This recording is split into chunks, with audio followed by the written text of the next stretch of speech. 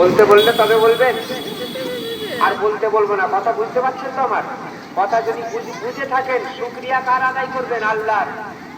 এই মাইক বলার কোনো ক্ষমতা নেই আমার গলা থেকে আওয়াজ বার করবে, আমার কোনো ক্ষমতা নেই আমার গলা থেকে আওয়াজ বের করবে। আর সভাপতি পাশে বসে আছেন, ইনারও কোনো ক্ষমতা নেই আমার থেকে বড় বড় চোখ করলেও আমার গলা থেকে আওয়াজ বের হবে। আল্লাহ যদি না চায় কিচ্ছু হবে না। আল্লাহ যদি না চায় কিচ্ছু হবে না। আল্লাহ এই জলসা করিয়েছেন, তো শুকরিয়া আদা করুন আল্লাহ। ধরে কি বলবেন?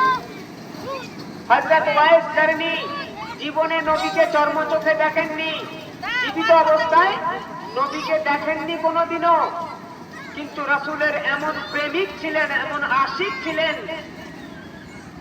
নবী পাক সাল্লাল্লাহু আলাইহি ওয়াসাল্লাম যখন বিদায় হজের ভাষণ দিয়ে সাহাবায়ে হযরতগণদের কাছে এসে বসলেন, বসার পরে বললেন, এই আমার একটা জুব্বা আছে।